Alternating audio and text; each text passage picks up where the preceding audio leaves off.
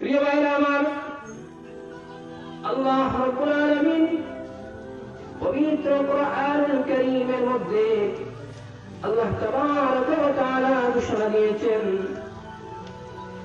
আল্লাহ রাব্বুল আলামিন বলেন, আউযু বিল্লাহি মিনাশ শাইতানির রাজীম। قل إن كنتم تحبون الله فاتبعوني يحببكم الله ويغفر لكم ذنوبكم والله غفور رحيم।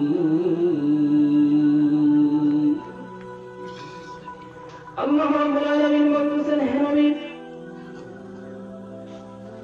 কুল, আপনি জানিয়ে দিন, আপনি আপনার উম্মতদেরকে ঘোষণা দিয়ে দিন, উম্মতদেরকে বলে দিন, ইন কুনতুম তুহিব্বুনাল্লাহ, তোমরা যদি আল্লাহ রাব্বুল আলামিনের ভালোবাসা অর্জন করতে চাও, আল্লাহ রাব্বুল আলামিনের নৈকট্য লাভ করতে চাও, আল্লাহ পাক রব্বুল আলামিনকে রাজি এবং খুশি করতে চাও, হে আমার হাবিব, আপনি জানিয়ে দিন, ফাত্তাবিউনি, তাহলে তোমরা কি করো?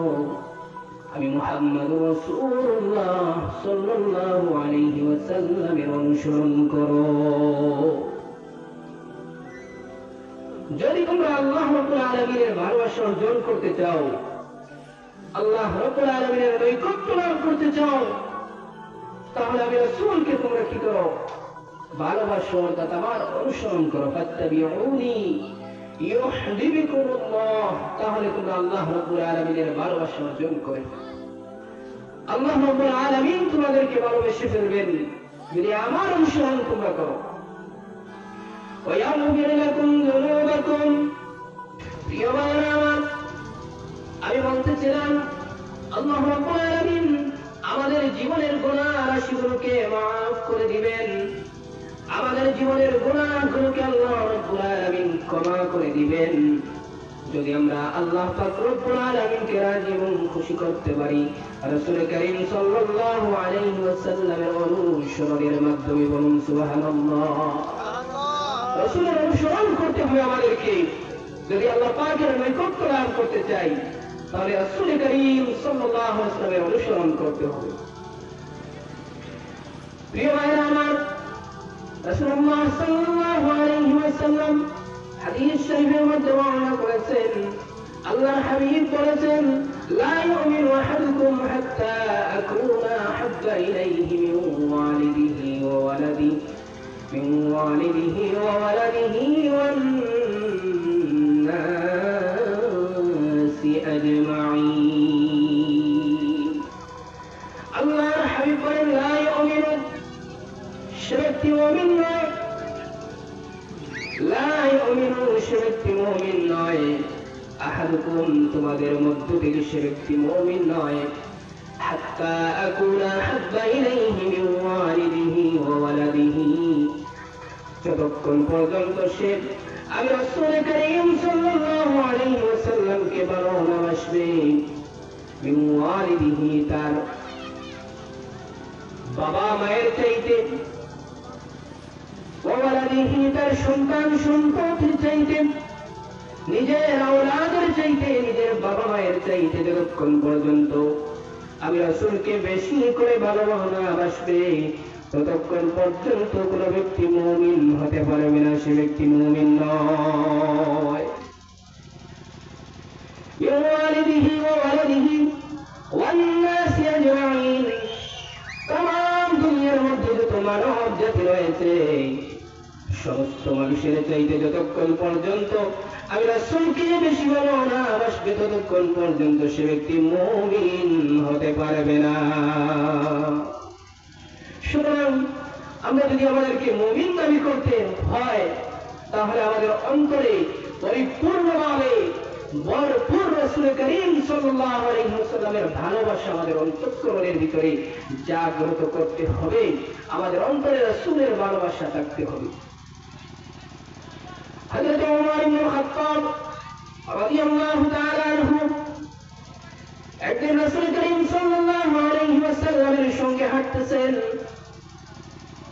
হঠাৎ করে হযরত ওমর রাসূল করিম সাল্লাল্লাহু আলাইহি ওয়াসাল্লামের দিকে লক্ষ্য করে বললেন, ইয়া রাসূলুল্লাহ, ইয়া হাবিবাল্লাহ, এই দুনিয়ার মধ্যে আমি ওমর সকল মানব জাতির চাইতে, সব কিছু চাইতে আপনি রাসূলকে আমি ওমর সব চাইতে আমি বেশি ভালোবাসি ইয়া রাসূলুল্লাহ। হযরত ওমর যখন এই কথা বললেন, আল্লাহর হাবিব বললেন, ওমর ভালো করে ভেবে চিনতে বলো কি বলেছ। সমস্ত মানব জাতির চাইতে আমাকে তুমি বেশি ভালোবাসো, তোমার নিজের চাইতেও কি তুমি আমাকে বেশি ভালোবাসো? হযরত ওমর তখন জবাব দিলেন, ইয়া রাসূলুল্লাহ, ইয়া হাবিবাল্লাহ, তাম দুনিয়ার মানুষের চাইতে আপনাকে বেশি ভালোবাসি, কিন্তু আমার নিজের চাইতে তো আপনাকে বেশি ভালোবাসি নাই। রাসূল করিম সাল্লাল্লাহু আলাইহি ওয়াসাল্লাম বলেন, হে ওমর, তোমার ভালোবাসা এখন পর্যন্ত পরিপূর্ণ ভালোবাসা হয় নাই। হযরত ওমর ডাক দিয়ে বলেন, ইয়া রাসূলুল্লাহ, ইয়া হাবিবাল্লাহ, আমার নিজের চাইতে আপনার রাসূলকে আমি বেশি ভালোবাসি। সুবহানাল্লাহ বলেন। হুজুর পাক সাল্লাল্লাহু তাআলা আলাইহি ওয়াসাল্লাম তখন বললেন, এবার তোমার ভালোবাসা পরিপূর্ণতা লাভ করেছে। তো আমরা ভালোবাসবো রাসূল করিম সাল্লাল্লাহু তাআলা আলাইহি ওয়াসাল্লামকে। কেমনে ভালোবাসা? আল্লাহর হাবিবের আদর্শগুলোকে আমাদের বাস্তব জীবনের মধ্যে রূপ দিতে হবে, আমাদের বাস্তব জীবনের মধ্যে বাস্তবায়ন করতে হবে। আল্লাহর হাবিব এই দুনিয়ার মধ্যে যে দ্বীন নিয়ে এসেছিলেন, যে ইসলাম নিয়ে এসেছিলেন, এই দুনিয়ার মধ্যে সেই ইসলামকে আমাদের জীবনের মধ্যে বাস্তবায়ন করতে হবে।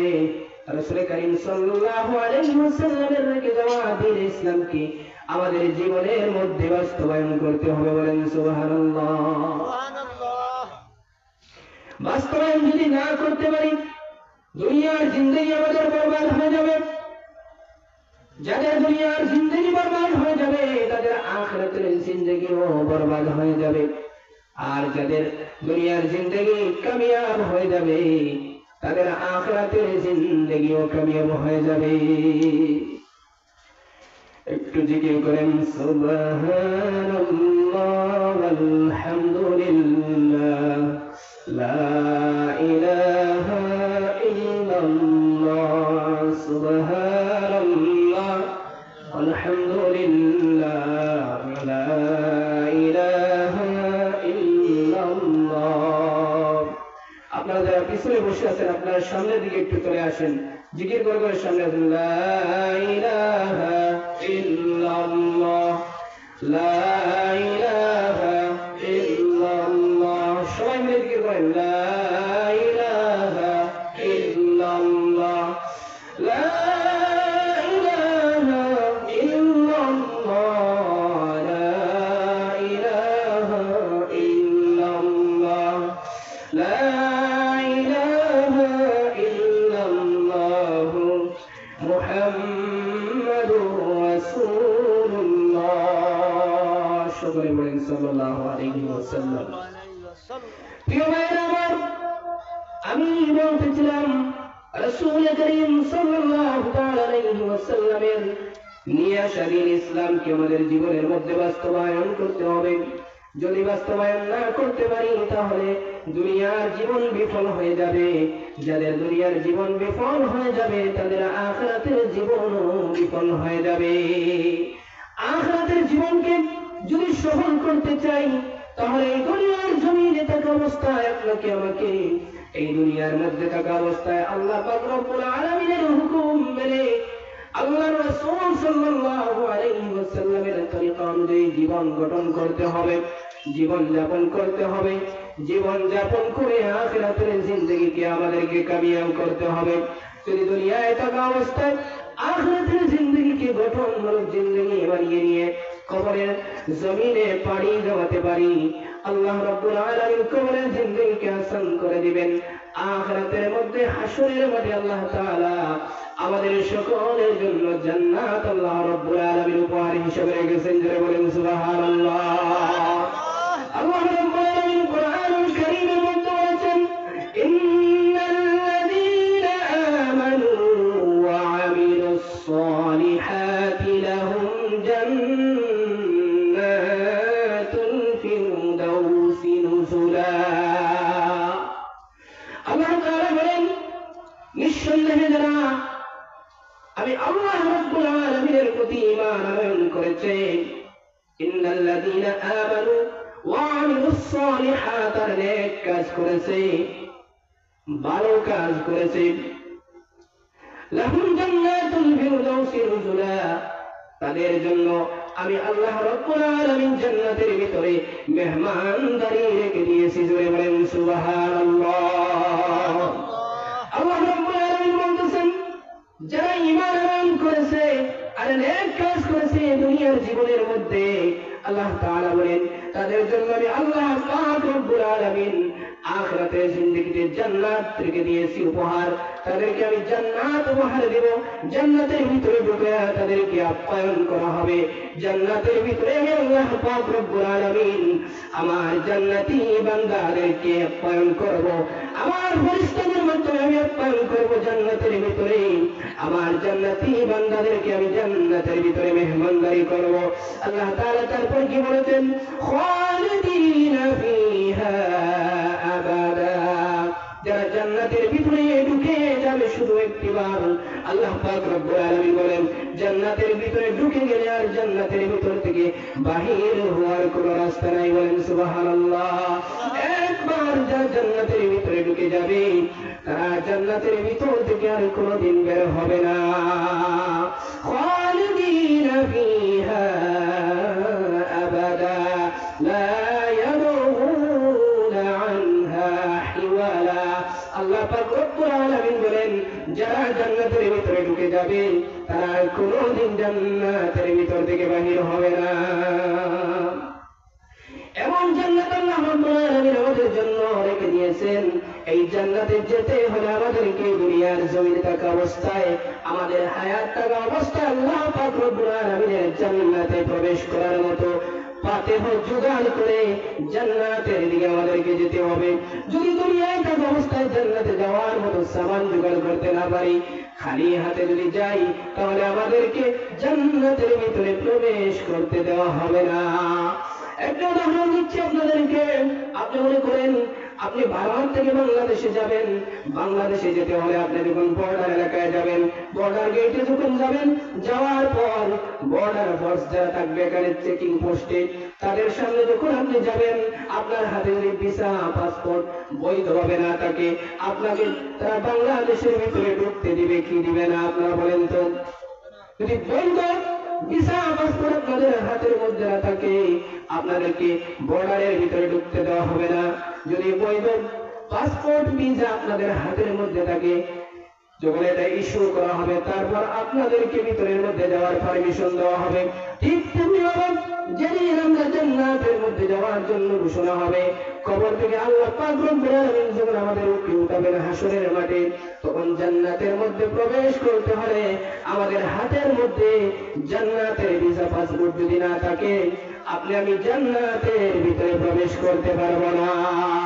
জান্নাতে যাওয়ার ভিসা, জান্নাতে যাওয়ার পাসপোর্ট কি এই দুনিয়ার জমিনে থাকা অবস্থায়, বন্ধুরা আমার, ভাইরা আমার, এই দুনিয়ায় থাকা অবস্থায় আল্লাহ রাব্বুল আলামিন আমাদেরকে যা কিছু হুকুম দিয়েছেন করার জন্য, এইগুলো করতে হবে। যা কিছু আল্লাহ রাব্বুল আলামিন নিষেধ করেছেন, আল্লাহ পাক রব্বুল আলামিনের নিষেধগুলো থেকে আমাদেরকে বিরত থাকতে হবে। আল্লাহ রাব্বুল আলামিন আমাদেরকে এই দুনিয়ার মধ্যে নির্দেশ দিয়েছেন। আল্লাহ তাআলা বলেন, তোমাদেরকে সৎ কাজ করার জন্য আমি আল্লাহ রাব্বুল আলামিন আদেশ দিয়েছি, অসৎ কাজ থেকে বিরত থাকার জন্য নিষেধ দিয়েছি।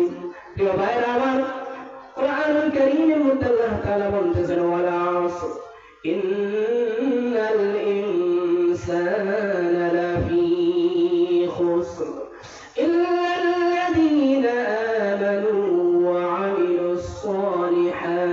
وتواصوا بالحق وتواصوا بالصبر আল্লাহ রাব্বুল আলামিন কোরআনুল কারীমের মধ্যে ছোট্ট একটি সূরা আসরের ভিতরে আল্লাহ তাআলা বলতেছেন ওয়াল আসর সময়ের কসম করে আল্লাহ তাআলা বলতেছেন ইন্নাল ইনসানা লাফি খুসর এই দুনিয়ার মধ্যে যত মানব জাতি রয়েছে আল্লাহ রাব্বুল আলামিন বলতেছেন সবাই ক্ষতিগ্রস্তের মধ্যে লিপ্ত ইন্নাল ইনসানা লাফি খুসর নিঃসন্দেহে মানব জাতি ক্ষতিগ্রস্তের মধ্যে লিপ্ত আল্লাহ তাআলা বলতেছেন তারপর আল্লাহ রাব্বুল আলামিন আবার বিভক্ত করে দিয়েছেন আল্লাহ তাআলা বলতেছেন ইল্লাল্লাযীনা আমানু যারা ঈমান আনয়ন করেছে ওয়া আমিলুস সালিহাত আর নেক কাজ করেছে ওয়া তাওয়াসাউ বিল হাক্কি ওয়া তাওয়াসাউ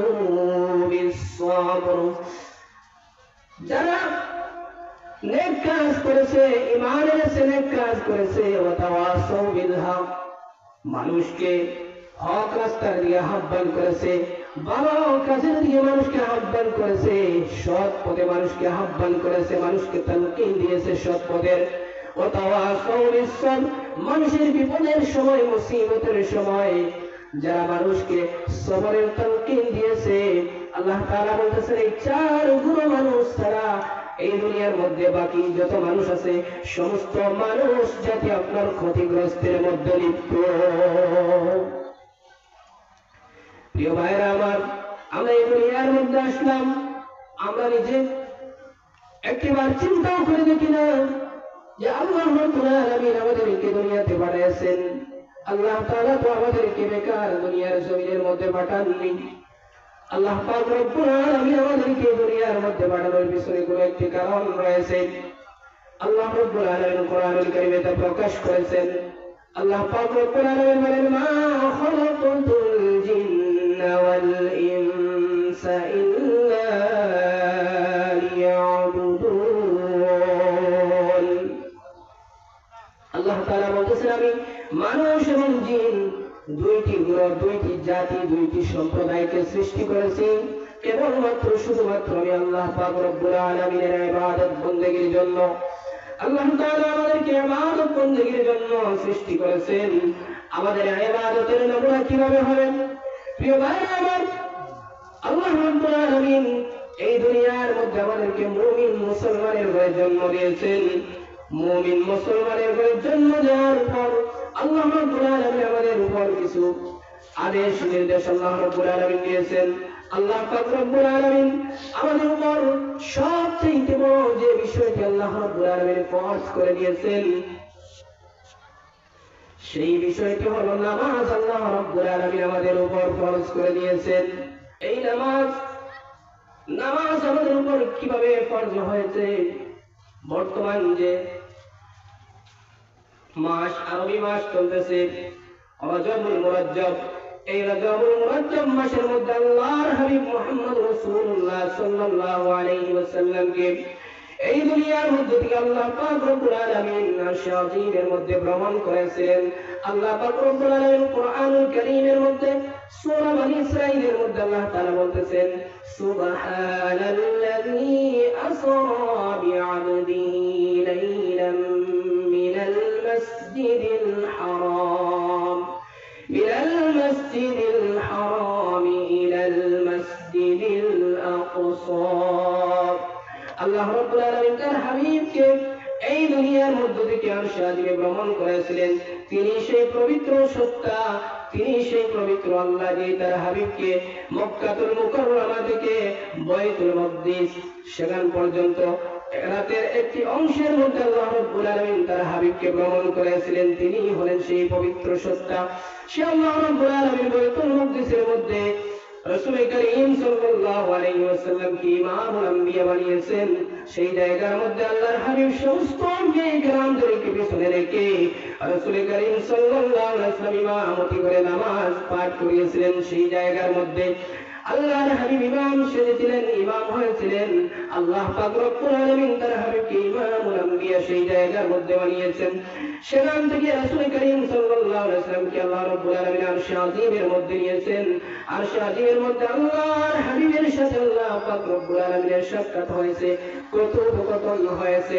তারপর আল্লাহ রব্বুল আলামিন যখন রাসূল করিম সাল্লাল্লাহু তাআলা আলাইহি ওয়াসাল্লাম দুনিয়ার বুকে ফিরে আসবেন, দুনিয়ার জমিনে ফিরে আসবেন, আসার সময় আল্লাহ পাক রব্বুল আলামিন উম্মতের জন্য উপহার স্বরূপ 50 ওয়াক্ত নামাজ আল্লাহ রাসূল সাল্লাল্লাহু আলাইহি ওয়াসাল্লামের হাতে উপহার দিয়ে দুনিয়ার জমিনের মধ্যে পাঠিয়েছিলেন। আল্লাহর হাবিব সাল্লাল্লাহু আলাইহি ওয়াসাল্লাম যখন দুনিয়ার মধ্যে আসছেন, রাস্তার মধ্যে হযরত মূসা আলাইহিস সালামের সাথে বারবার রাসূল করিম সাল্লাল্লাহু আলাইহি ওয়াসাল্লামের সাক্ষাৎ হয়েছে। সেই জায়গার মধ্যে 50 ওয়াক্ত থেকে নামাজ কমাইতে গিয়ে 5 ওয়াক্ত নামাজ আল্লাহ রাব্বুল আলামিন আমাদের জন্য ফরজ করে দিয়েছেন। বর্তমান জামানার মধ্যে আমরা এই 5 ওয়াক্ত নামাজ পড়তে পারি না, আমাদের সময় নাই, আমাদের টাইম নাই, আমরা সেই নামাজকে আদায় করতে পারি না। প্রিয় ভাইরা আমার, এই যে আল্লাহ রাব্বুল আলামিন সময় আমাদেরকে দিয়েছেন, কিন্তু সেই সময়কে আমরা কাজে লাগাতেছি না। আমরা বলতেছি আমাদের সময় নাই, সময় নাই বলে আমরা নামাজ আদায় করতেছি না। কিয়ামতের দিন সর্বপ্রথম যে প্রশ্ন করা হবে বান্দাদেরকে, সেই প্রশ্ন হবে নামাজের বিষয়ে প্রশ্ন করা হবে। প্রিয় ভাইরা আমার, এই নামাজ আমাদেরকে পড়তে হবে। এই নামাজ ছাড়লে আমাদের কোনো অবস্থায় রেহাই হবে না। আখিরাতের মধ্যে কিয়ামতের দিন যে প্রশ্ন করা হবে সর্বপ্রথম সেই প্রশ্ন হবে, তোমরা নামাজ পড়েছো কিনা। নামাজ এমন একটি হুকুম আল্লাহ রাব্বুল আলামিনের, এই হুকুম আমাদেরকে পালন করতে হবে। যাই হোক, আমি আপনাদের সম্মুখে মুখতসর কিছু সময় কোরআন হাদিস থেকে আলোচনা করার চেষ্টা করেছি। অনেক দূর থেকে সফর করে এসেছি, এই জন্য কথা বলার ইচ্ছা হচ্ছে না আপনাদের সম্মুখে। আমার কেমন লাগছে, কথা বলতে পারছি না। যতটুকুন বলেছি, আল্লাহ রাব্বুল আলামিন আমাদের সকলকে সত্য কথাগুলোর উপর আমল করার তৌফিক দান করুন।